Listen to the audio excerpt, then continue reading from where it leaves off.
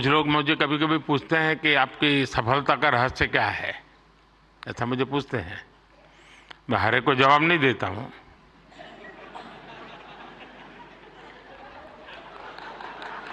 कोई रेस्टोरेंट वाला अपना किचन दिखाता है क्या?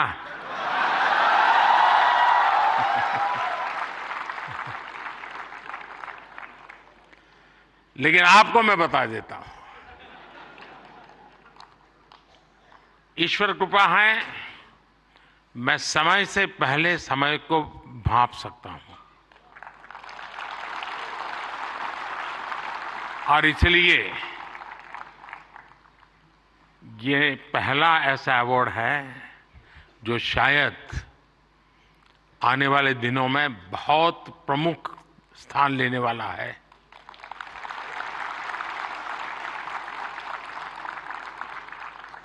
ये इस नए युग को एनर्जाइज कर रहे आप सब युवाओं को सम्मान देना, क्रिएटिविटी को सम्मान देना और समाज की रोजमर्रा की जिंदगी के प्रति जो संवेदनशीलता है उसको सम्मान करने का अवसर है। भविष्य में ये अवार्ड कंटेंट क्रिएटर्स के लिए बहुत बड़ा मोटिवेशन बनेगा। उनके काम को एक बहुत बड़ी पहचान मिलने वाली है। आज जिन्हें नेशनल क्रिएटर्स अवार्ड मिले हैं, मैं उन विजेताओं को तो बधाई देता ही देता हूं, पर जिन्होंने इसमें बढ़ चढ़ करके हिस्सा लिया, क्योंकि बहुत कम समय मिला था, हम ज्यादा इस चीज को पॉपुलर भी नहीं कर पाए थे और मैं नहीं चाहता था कि मैं इसमें और समय गंवाऊं, लेकिन जल्दी जल्दी में भी, इतने कम समय में भी 1.5-2 लाख क्रिएटिव माइंड्स इसके साथ जुड़ जाए, ये मेरे देश की भी एक पहचान बना देता है जी।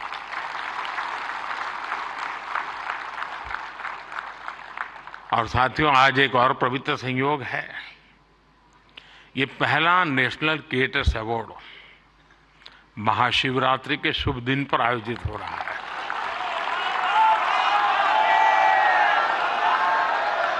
और मेरे काशी में तो शिव जी के बिना कुछ नहीं चलता है।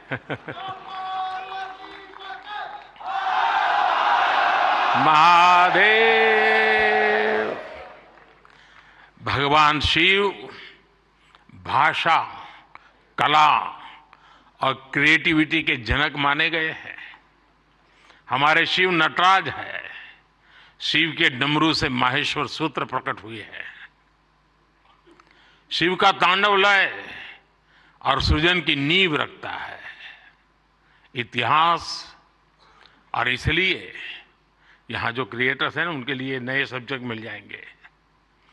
महाशिवरात्रि के दिन ये आयोजन अपने आप में बहुत बड़ा सुखद संयोग है और मैं आपको भी और देशवासियों को भी महाशिवरात्रि की बहुत बहुत शुभकामनाएं देता हूं।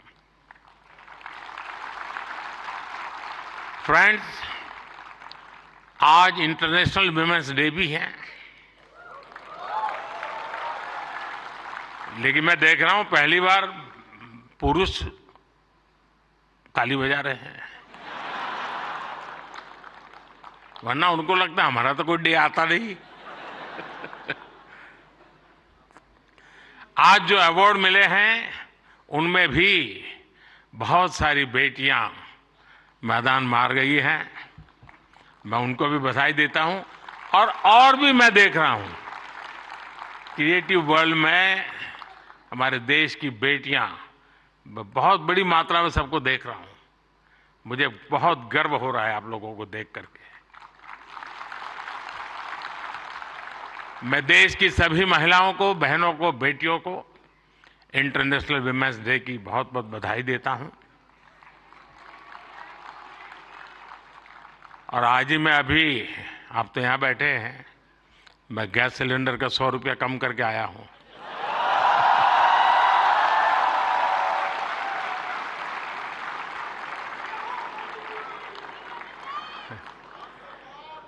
साथियों, किसी भी देश की जर्नी में किसी एक पॉलिसी डिसीजन या एक अभियान का कैसे मल्टीप्लायर इफेक्ट होता है, ये आप सबको देख करके पता चलता है।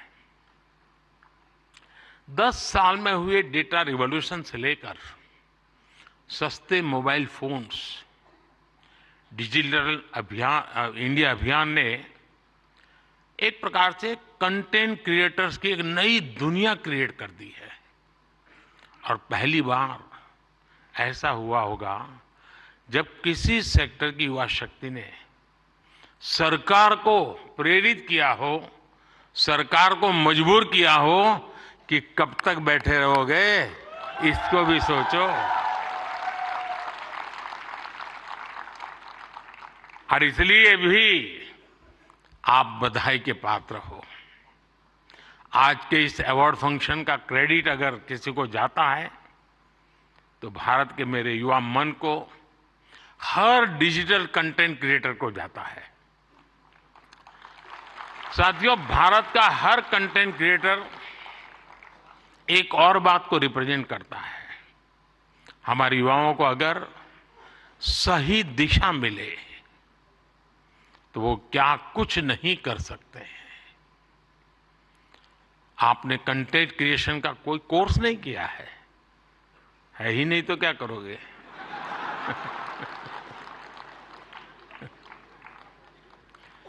पढ़ाई के टाइम करियर सेलेक्ट करते हुए ये सोचा भी नहीं होगा कि हम कंटेंट क्रिएटर जैसा कुछ बनेंगे, लेकिन अपने भविष्य को पहचाना, फ्यूचर को देखा और ज्यादातर लोगों ने वन मैन आर्मी की तरह काम शुरू कर दिया। अब ये श्रद्धा को देखिए, खुद अपना मोबाइल लेकर के बैठ जाती है। अपने प्रोजेक्ट में आप ही राइटर, आप ही डायरेक्टर, आप ही प्रोड्यूसर, आप ही एडिटर, यानी आपको ही सब कुछ करना होता है। यानी एक प्रकार से इतनी टैलेंट एक जगह पे जमा हो जाए और फिर वो जब प्रकट हो तो उसका सामर्थ्य कितना हो सकता है, अंदाज लगा सकते हैं। आपने आइडियाज गढ़े, इनोवेशन किए और उन्हें स्क्रीन पर जीवंत बनाया। आपने दुनिया को न केवल अपनी क्षमता से परिचित करवाया, बल्कि लोगों को दुनिया भी दिखाई।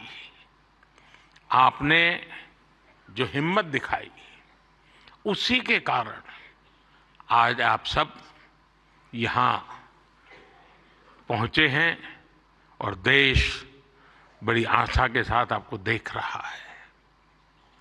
आपका कंटेंट आज पूरे भारत में जबरदस्त इंपैक्ट क्रिएट कर रहा है।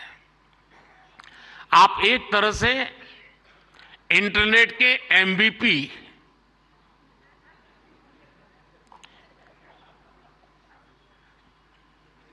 ठीक है ना?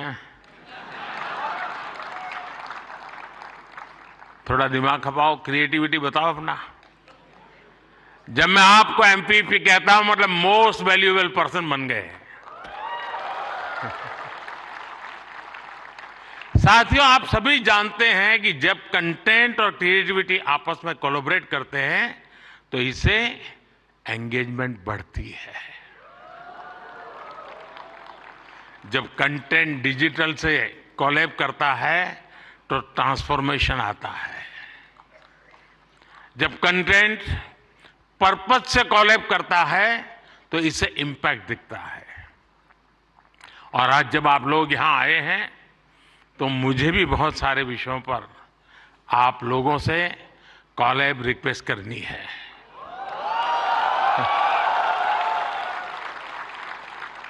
साथियों, एक जमाने में हम छोटी से छोटी दुकानों पर लिखा देखते थे, यहां बहुत टेस्टी फूड मिलता है, ऐसा देखते थे ना। कोई भी कहे वहां क्यों खाना, तो बोले टेस्टी फूड है।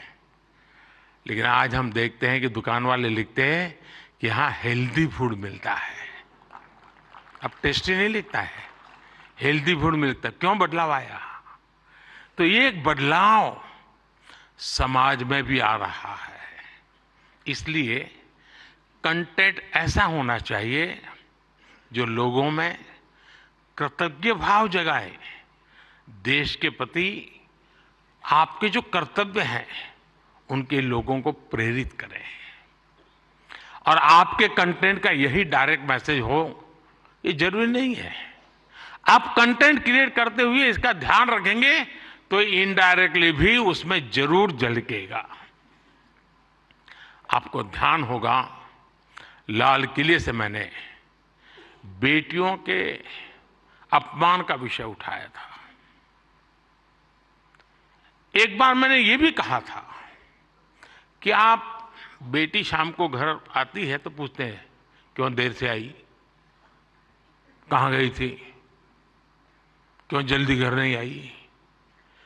मैंने लाल किले से पूछा था कि मुझे कोई तो माँ बाप बताओ जो अपने बेटे को पूछते हो कि तुम देर से क्यों आ रहे हो, कहाँ गए थे। बेटी को सब पूछते हैं, बेटे को कोई नहीं पूछता है। मैं कंटेंट क्रिएटर से कहता हूं इस बात को आगे कैसे बढ़ाएं, एक माहौल कैसे बनाएं। समान जिम्मेवारी होनी चाहिए। बेटी देर से आए तो भूकंप हो जाए और बेटा देर से आए, बेटा खाना तो खाया था ना, क्यों भाई।